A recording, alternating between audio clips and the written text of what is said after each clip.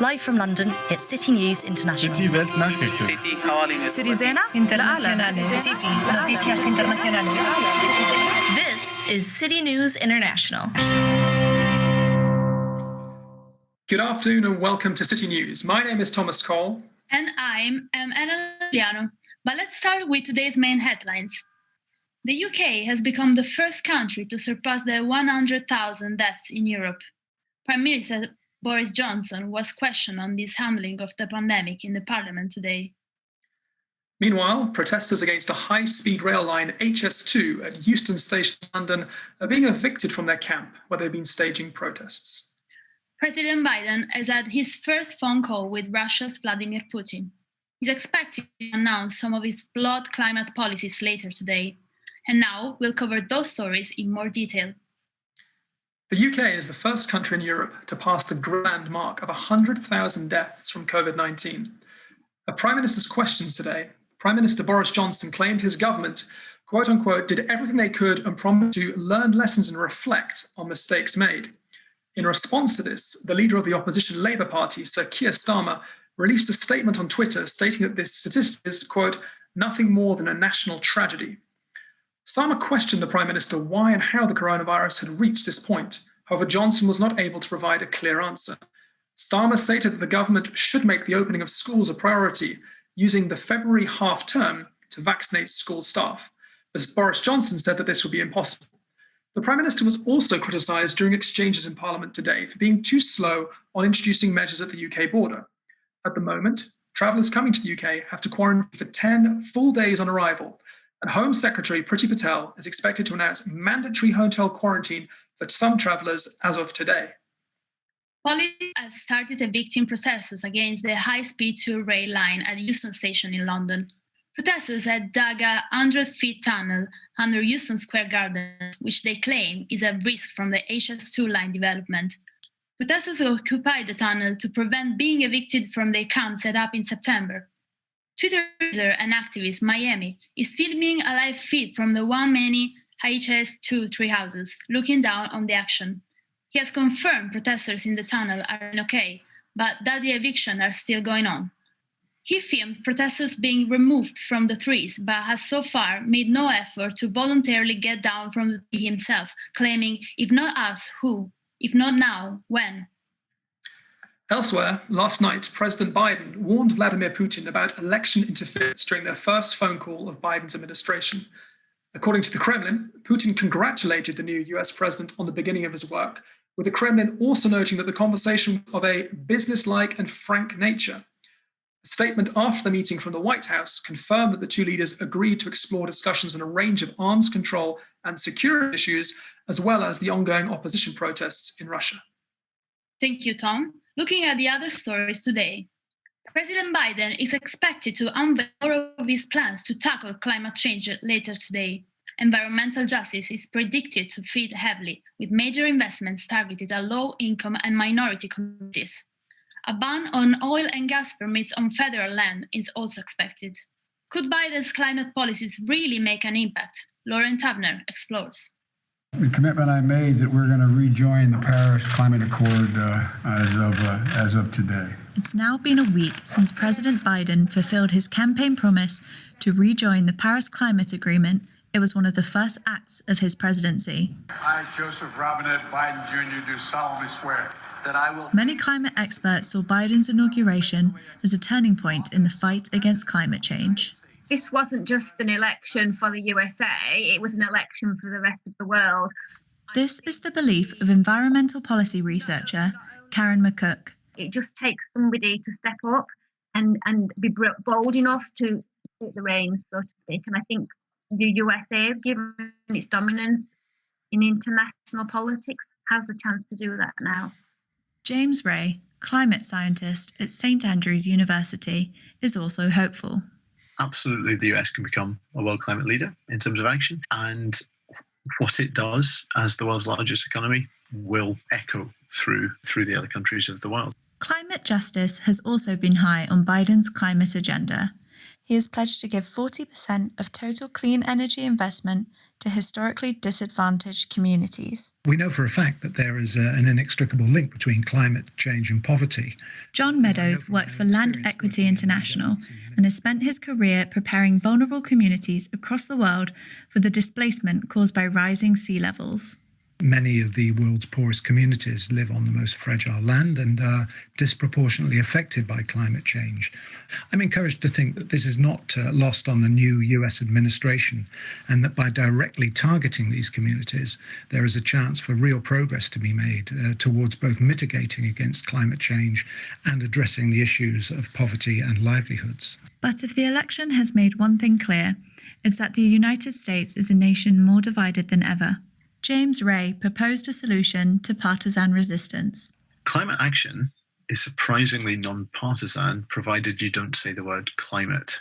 Because frankly, if you ask anyone, would you like to save money on your energy bill? The answer is always yes. President Biden's proposed climate plan is the boldest in US history. Climate scientists will be watching closely over the coming months to see if he delivers on more of his promises. And now we move to Russia, where Alexei Navalny, the opposition leader, was detained by the Russian authorities after returning to Moscow from Berlin on Sunday, 17th of January. From prison, Navalny launched a call to his supporters on social media, including through TikTok, to come out and demonstrate. And that's what many did last weekend, protesting against his imprisonment. Monica Lillis has the story.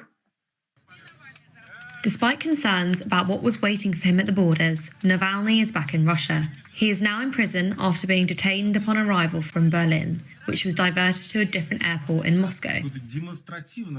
Navalny released a statement from prison, calling for new protests against Putin's dictatorial regime. Tens of thousands of young people and students organised their protests on social media. We spoke to Maxim, a TikTok user from Rostov-on-Don. Some of his outspoken views about the Russian government have gained nearly 200,000 views. I decided to cover this topic because it doesn't sit right with me. I cannot remain quiet when citizens of my country find themselves unlawfully detained. I don't want to blame anyone, but the youth are simply not given a chance to grow as people. Me and a large part of my friends do not feel free. The authorities are cracking down, and many young people have been detained by the police. Like Ilya, who was arrested by officers outside of his house after expressing his opinions of Putin on Twitter. He now has to pay a £300 fine. I was arrested just when I was leaving my home. Policemen took me away in the police station, and they decided what to blame me afterwards. They said I called people to participate in the protest, and the only evidence they have screenshot of my retweet in Twitter. People are being beaten during protests. They are arrested for jokes in internet. The lack of social and political freedom is becoming ever more apparent as a result of the rising popularity of social media. Sonia Schatz, the daughter of two prominent journalists and public opposers of Putin, explains to us why it is now more important than ever to be united. My mom and my dad both went outside and went onto the streets on the 23rd, spoke their mind. I support that, and I feel extremely honored. Everyone was smiling. There have been a lot of singing, even screaming something as Free Navalny. It was in a very positive and powerful way. So I think it is incredibly important to understand that these protests were and will always be peaceful from the side of the people. And it's just about people holding hands and showing each other that let's do it together. The mood is optimistic. Young people feel they want to be heard. However, whether Putin's government is willing to accept change is unclear. Monica Lillis, City News. Now, it's been a year since the city of Wuhan was first reported to be the epicenter of the novel coronavirus, becoming the first city in the world to go into complete lockdown. Since then, things seem to have returned to normal. And joining us now from Beijing to talk more about this is our correspondent, Nila Niakwa. Nila, things in Wuhan seem to be pretty much back to pre-pandemic times. Remind us again what we know about what happened in Wuhan and how things are there now.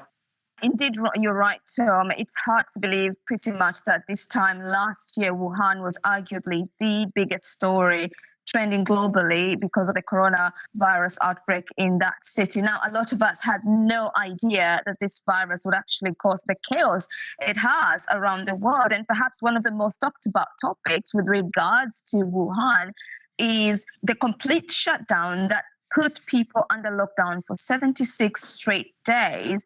That is something many of us around the world were really shocked by, and of course never really imagined in time the whole world will be in a similar situation. But again, 12 months on, Wuhan is now again pretty much back in business. People seem to slowly have moved on in this city of about 11 million residents. Nila, I'm wondering, obviously, the situation right now. We understand that there's a team of experts from the World Health Organization who are currently in Wuhan looking into the origins of COVID-19. Can you give us any updates on that and maybe what they've been up to since they first arrived? Yes, absolutely, Tom. Now, this team arrived in China 14 days ago. That's 2 weeks ago. And usually the quarantine period is usually 14 days. So the team, like anybody else, had to go into quarantine to make sure that none of them was a potential carrier of the virus. Now, this is a 14-member group of specialists that include both international experts and WHO officials, and they are expected tomorrow, when they come out of their quarantine, they will go straight to work, and they will be joining their Chinese local counterparts. And their main focus, we understand, is that they are here to dig deeper and understand how the earliest patients, or even patient zero if none, may have contracted this virus. So they will be doing this research in particular around the Huanan seafood market. If you remember, the food wet market that has been linked to early known cases. However, this is a mission with a lot of politics and blame game involved, that they will only be paying attention to the science, and the science alone will be leading their mission. So again, we will be expecting them tomorrow on Thursday, when they come out of, maybe even after breakfast, they will go straight to work. Nila, thank you ever so much indeed. That was our China correspondent, Nila Niakoa, talking to us there live from Beijing. Thank you, Tom. Thank you, Nila. A bomb disposal unit is currently responding to a suspicious package at an industrial estate where the Oxford AstraZeneca COVID-19 vaccine is produced. The Wocar factory in Wrexham, Wales, was alerted this morning to the package, as a partial evacuation on the site has taken place whilst an investigation is carried out. North Wales Police and the Royal Logistics Corps are in attendance. This is City News.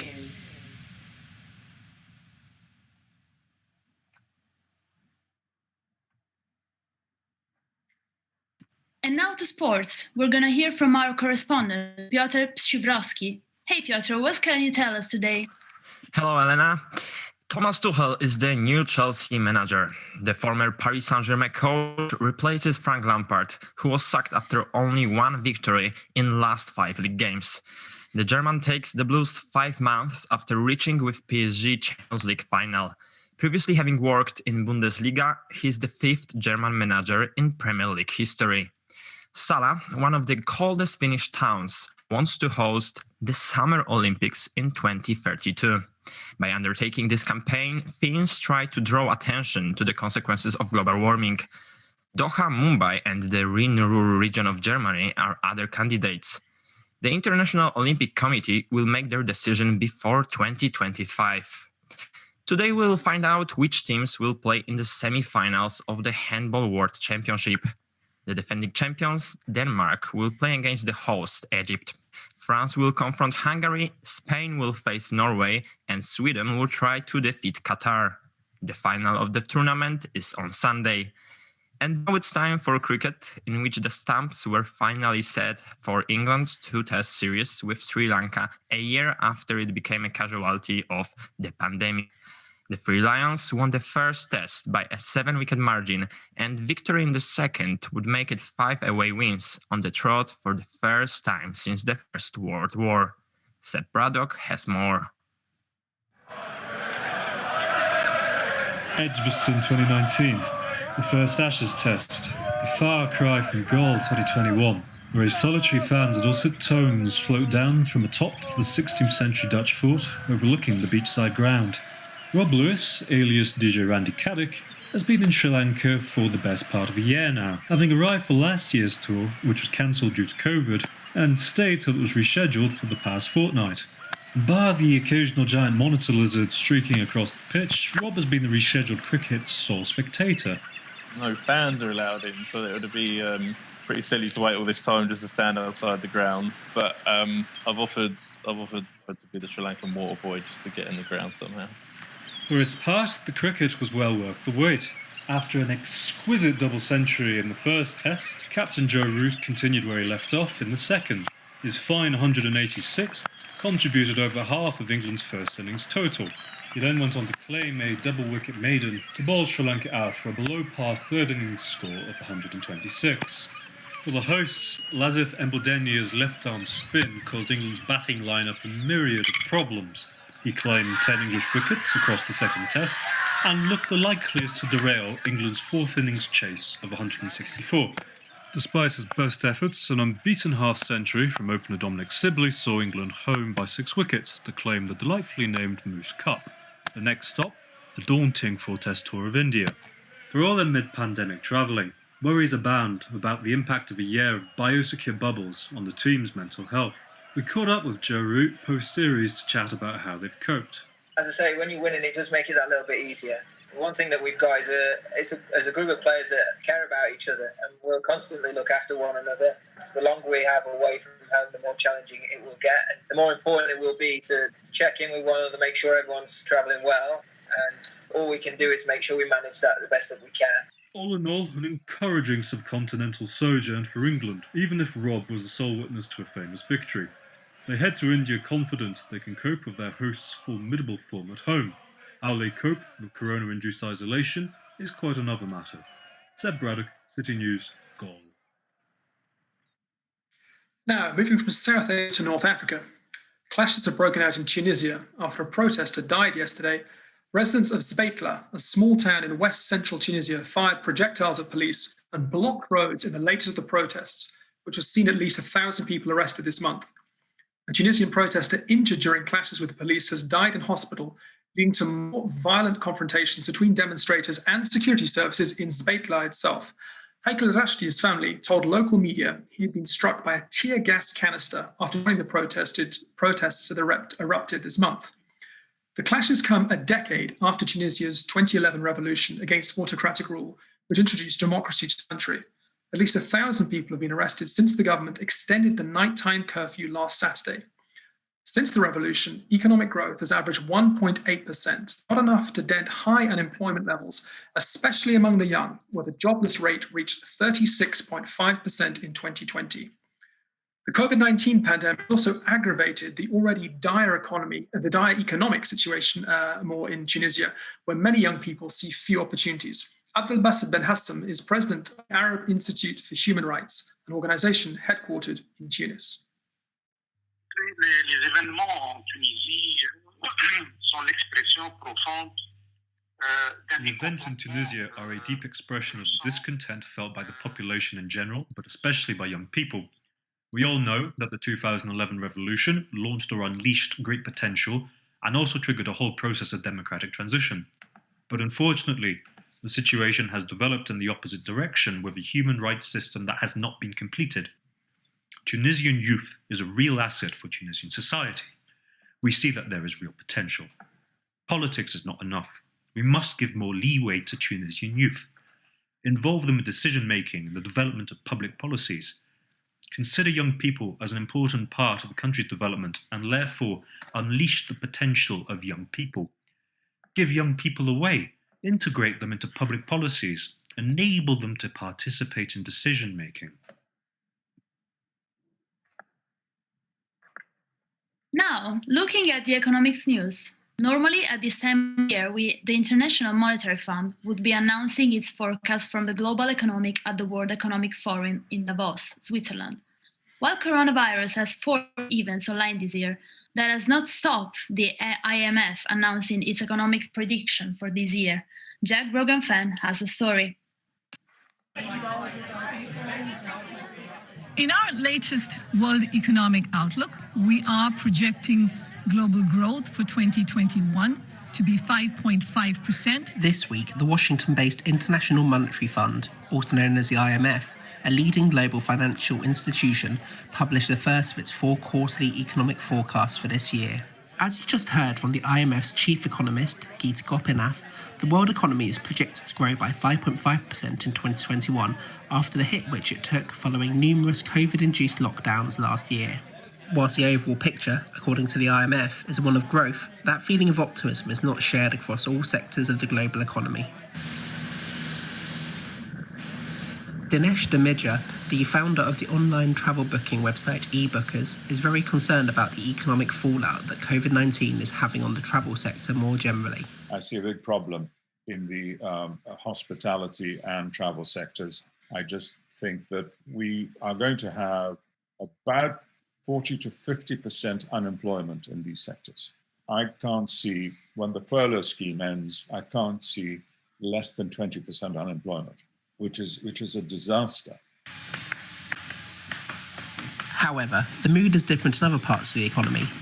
Seamus Nevin, chief economist of Make UK, the UK's manufacturing trade body, sees 2021 as being an opportunity for the manufacturing sector to rebound. So we are unfortunately still going to be in a little bit of a holding pattern for probably the next 6 to 8 months. But at least there is cause for hope, and I think we're in a period of flux right now. But I'm optimistic about the future of UK manufacturing. And as far as the rest of the world is concerned, I think we're in a pretty good position again to realise new growth as things start to settle down again and get back to normal. Regardless of today's forecast, the way in which the economy develops this year is still likely to be influenced by COVID-19, as Nicolas Pointier, a researcher at the Brussels-based Bruegel think tank, is keen to underline. The problem is that this rebound will be basically not bring us back or anywhere close to where we were before pre-trend. And there are downward risks, in particular the second lockdown, the question how quick and how fast will be the vaccine rollout. Irrespective of today's news, it is clear that the impact of COVID-19 on the world economy is going to be with us for some time yet. Jack Rogan-Fenn, City News. So, Tom, what's the weather like here in the studio? Tell me. Well, Elena, the usual, I'm afraid. Nothing amazing. Maybe Sebastian Braddock, our amazing weather correspondent, can tell us more about the general situation across Europe. Seb, over to you. Thank you both, and hello all. A typically gloomy end to January across the British Isles as more precipitation and potential flooding sweeps across the nation. Heavy rains are forecast in Northern Ireland and the flood-affected northwest, with the rain likely to turn to up to 15 centimetres of snow over the Pennines and Lough Inver. Luckily, the weekend promises to be drier and colder before more potentially disruptive weather next week. The Met Office urges drivers to exercise extreme caution when driving, especially if taking an eye test around Barnard Castle. Now for a bit of wintry cheer from abroad.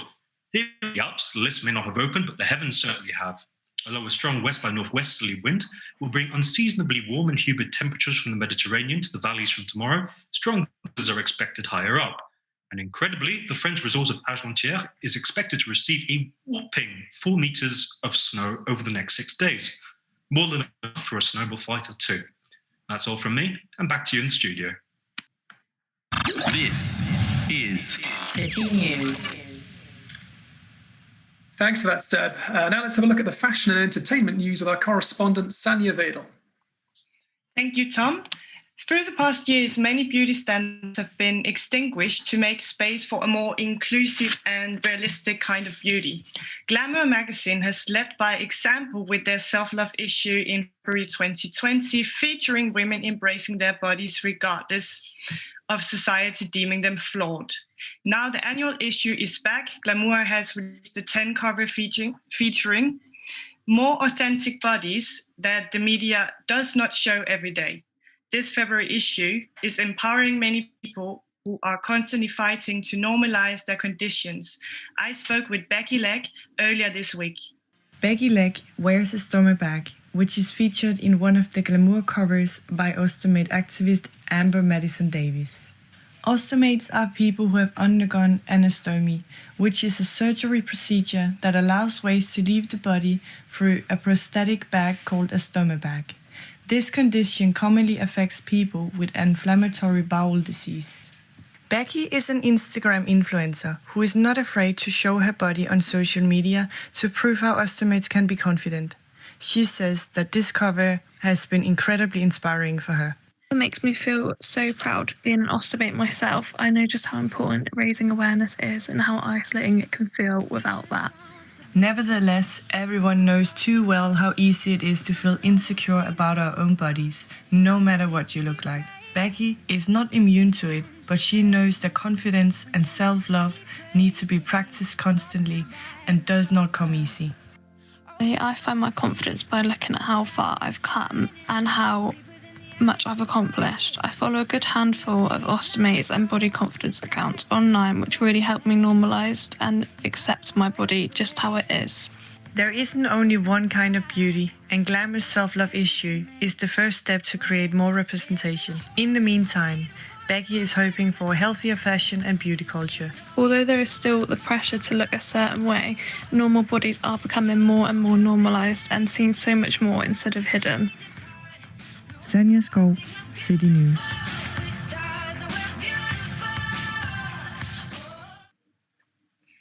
Moving on from fashion to entertainment. Netflix's hit show, Bridgerton, has been described as a cross between Gossip Girl and Downton Abbey and has provided some much-needed escapism.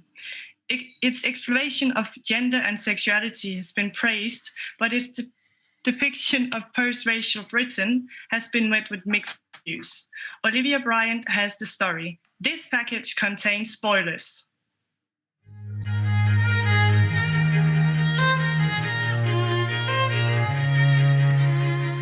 If you recognize this rendition Taylor Swift's Wildest Dreams, then you are one of the 63 million people who have watched Bridgerton. Set in 1813 in Regency, London, the show follows the Bridgerton siblings as they attempt to find love. Produced by Shonda Rhimes, someone who is known for her multiracial casting, it appears that her first project with Netflix has been no different. For some, this fanciful colorblind society does not deserve the criticism it's receiving, as journalist Aramid Tinubu explains. This isn't a story about race. And I think that's what Shonda does that's so important. It is a story about love. It's a story about identity within a society. It's about caste. It's about where you stand, what your rankings are. And it's about feminism and what it means to be a woman trying to navigate a place where we don't have very many options. However, for others, how the producers addressed the topic of race was too simplistic, as multidisciplinary content creator Khadija Ambawe explains. I think he was trying too hard to please everyone. I think I am of a mind of I believe representation matters, but I would rather you do it sincerely and actually consider and think about it and really question yourself and critique yourself than just do it because you want audiences to give you gold stars. This was the only scene that attempted to explain how people of color came to be members of nobility in the Bridgerton society. We were two separate societies divided by color until a king fell in love with one of us. Love, your grace, conquers all. This justification was seen as insufficient by some, as journalist Michelle Thiel explains. One albeit very privileged and prominent marriage into the monarchy, it's not going to solve structural racism, because structural racism is embedded into our society. As a second series has just been commissioned, all eyes will be on the producers to see if they will develop the relationship between race and high society.